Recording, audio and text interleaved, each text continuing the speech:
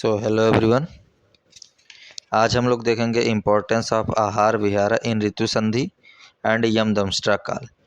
तो सबसे पहले हम लोग देखते हैं नया वर्ड यम दंष्ट्रा काल होता क्या है।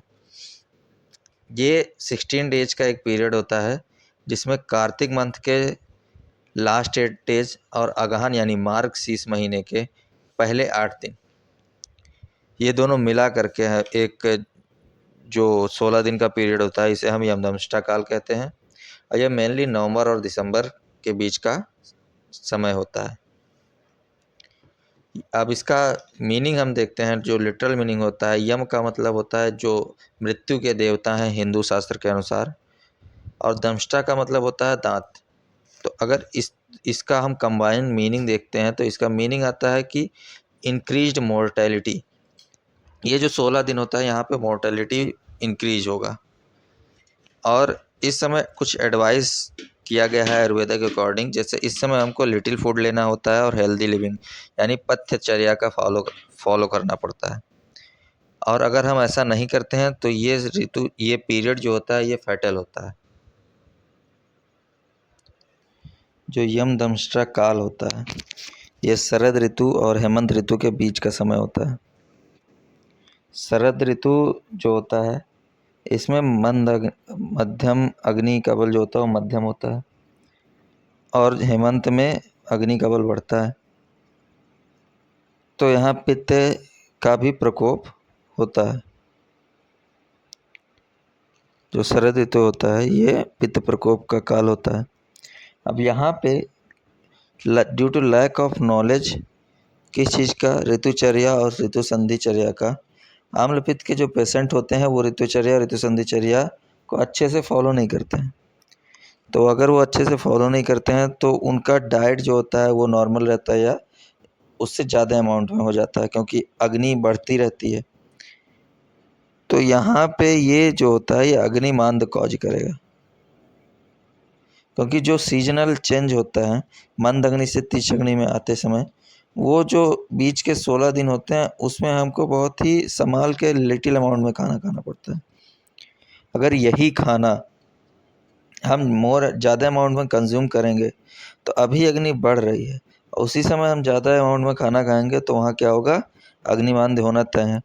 अग्निमांद्य होगा और आगे चल अग्निमांद्य होगा तो वहाँ पे मतलब फूड का डाइजेशन अच्छे से होगा नहीं।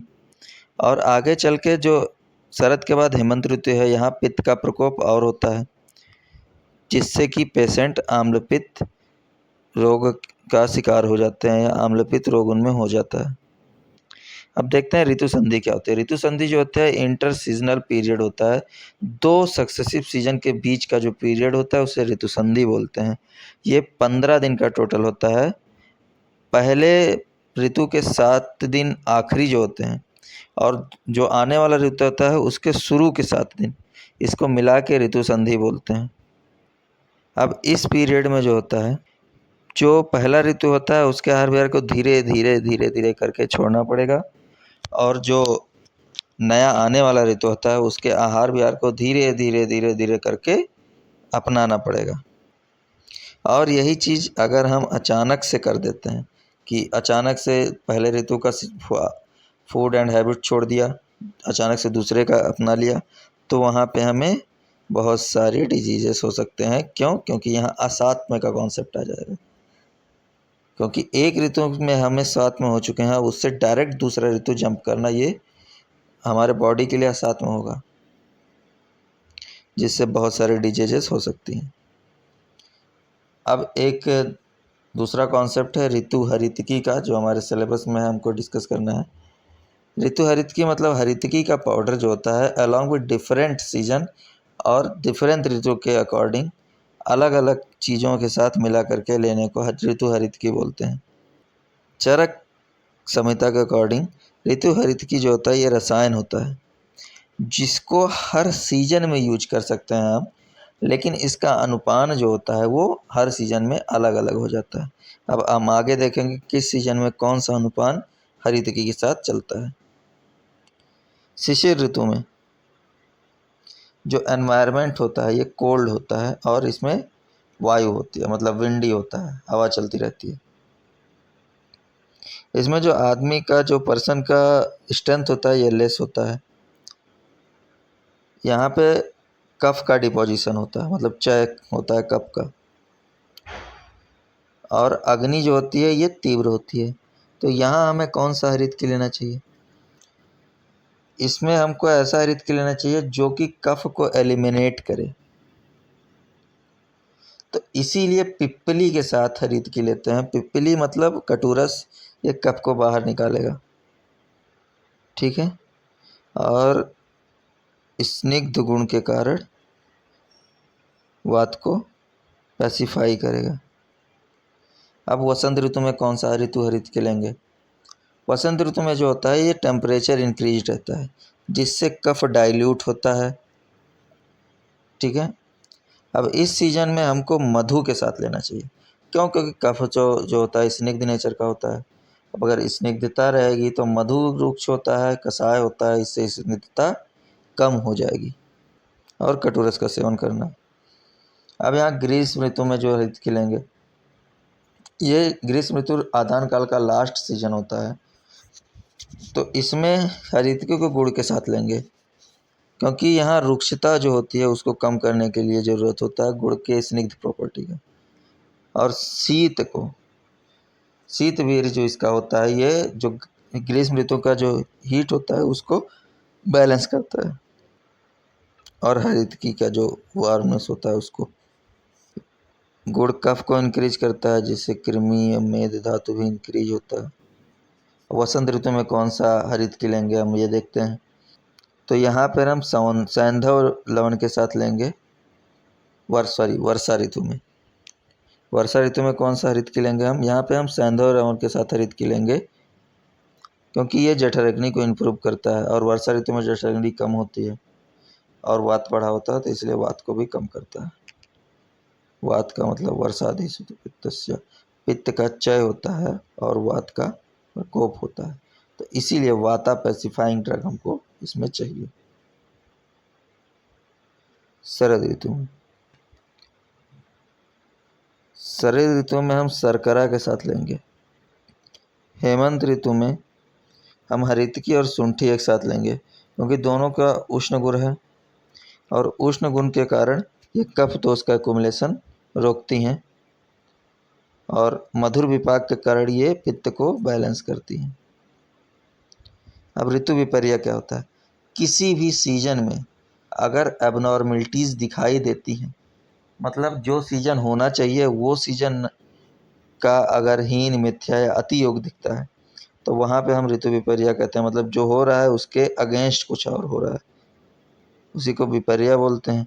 और यही कॉन्सेप्ट अगर हम ऋतु में लगाते हैं, तो जो सीजन होना चाहिए उसके अगेंस्ट या उसी सीजन का एक्सेसिव या लेस होना ही ऋतु विपर्य कहलाता है। जैसे कॉन्ट्ररी फीचर्स या डिफिशियंट या एक्सेसिव फीचर्स होते हैं उस सीजन के। अब ये जनपदोध्वंस से रिलेटेड कैसे है? तो इसके लिए हमें जनपदोध्वंस को जानना पड़ेगा। जनपद का मतलब होता है लार्ज पॉपुलेशन, ध्वंस उद्ध्वंस का मतलब होता है डिस्ट्रक्शन किसी कम्युनिटी का। अब जो जनपदोध्वंस जो होता है ये 4 कारणों से, मतलब 4 इसके भाव होते हैं, मतलब 4 फैक्टर्स होते हैं। एक वायु, दूसरा उदक मतलब वाटर, तीसरा देश मतलब जहाँ प्लेस जो होता है, चौथा काल, और ऋतु से अगर हम रिलेट करें तो यहाँ काल होगा, और जिस पर्टिकुलर लोकेशन पे होगा उसे हम देश बोलेंगे। और काल और देश अगर दूषित हैं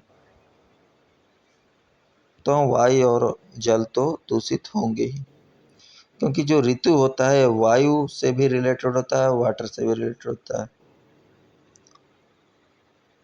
अब अगर ये चारों फैक्टर विसिएट करते हैं, ये चारों फैक्टर्स में अगर दोष आता है, तो ये बहुत सारे डिजीज़ के मैनिफेस्टेशन में हेल्प करते हैं, जिससे एक पॉपुलेशन में ही ये इफ़ेक्ट आ सकता है, या पूरे के पूरे कंट्री में भी इसका इफ़ेक्ट दे सकता है, जिससे कि लोग एक जो लोगों के में जो बीमारियां होंगी एक लार्ज पॉपुलेशन में होगा।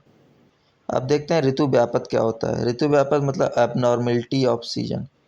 ये होता कैसे है? अदृष्ट के कारण, मतलब जो अधर्म लोग करते हैं उसके कारण या पाप होता है उसके कारण, जो कोल्ड, हीट या विंड या रेन में जो भी अबनॉर्मलिटी होती है उसके कारण प्लांट्स, मेडिसिन्स और वाटर्स में भी अबनॉर्मलिटी होती है।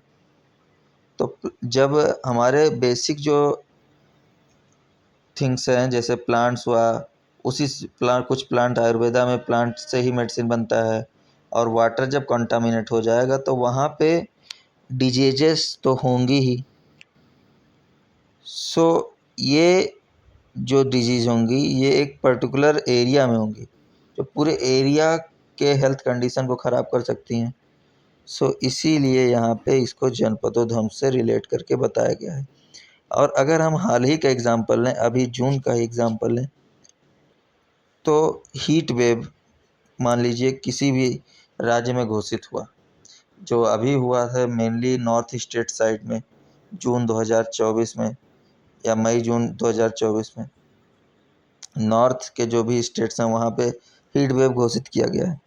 तो हीट वेव में क्या हुआ कि गर्मी के सीज़न में एक्सेसिव टेम्परेचर बढ़ने के कारण लोग हीट स्ट्रोक का शिकार हो रहे थे। तो यहाँ पे हम अगर लिंक करें तो हम बोल सकते हैं कि जो हीट वेव था ये अति योग ऑफ ग्रीष्म ऋतु था। और यहाँ पे क्या क्या बीमारियाँ देखने को मिली? हीट स्ट्रोक, इसमें क्या होता था, ये फैटल हो सकता था, या इसमें हमको अतिसार भी ज़्यादा देखने को मिलता था, सर्दी भी देखने को मिलता था। तो इससे हम समझ सकते हैं कि इस समय जो बताया जा रहा है, हमारे आचार्यों ने पहले ही बता के रखा था कि अगर ऋतु में कुछ भी दिक्कत हुआ या काल में जो भी दिक्कत हुआ उससे एक मैक्सिमम पॉपुलेशन को दिक्कत हो सकती है। तो हमारा आज का लेक्चर यहीं तक था। Thank you for watching. अब हम बात करेंगे अपने नेक्स्ट चैप्टर पे अगले वीडियो में। Thank you.